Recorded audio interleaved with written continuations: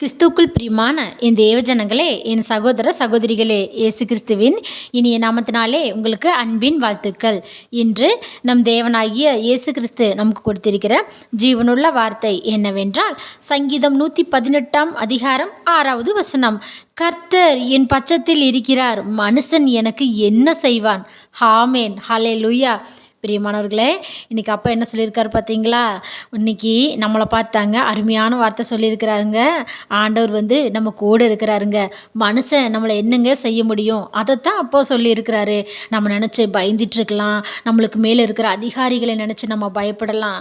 அல்லது பிரியமானவர்களே, நம்மளுடைய சொந்தக்காரர்கள் யாரோ ஒருத்தர் நம்மளுக்கு மிகவும் தொந்தரவு கொடுக்கிறார்களா, அதை நினச்சி நம்ம கவலைப்படலாம். நம்மளுடைய நண்பர்கள் யாராவது நம்மளுக்கு எதிரியாக இருக்கிறாங்களா, அவங்கள நினச்சி நம்ம கவலைப்படலாம். பிரியமானவர்களே, நம்ம பெற்ற பிள்ளைகளிலிருந்து நம்மளை பெற்ற தாய் தகப்பன் வரையிலும் நம்மளுக்கு எதிராளியாக கூட இருக்கலாம்.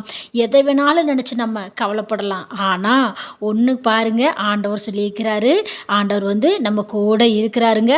மனுஷனாக பிறந்த யாராலையும் எதுவும் பண்ணவே முடியாது. ஏன்னா அப்பா நம்ம கூட இருந்து இன்றைக்கி நம்மளை ஆசீர்வதிக்கிறாருங்க. அதனால் எதை நினச்சி நீங்கள் கவலைப்படாதீங்க, சந்தோஷமாக இருங்க. எல்லாவற்றையும் ஏசப்பா பார்த்துக்கொள்வார். ஹல்லேலூயா, ஆமென், ஸ்தோத்திரம்.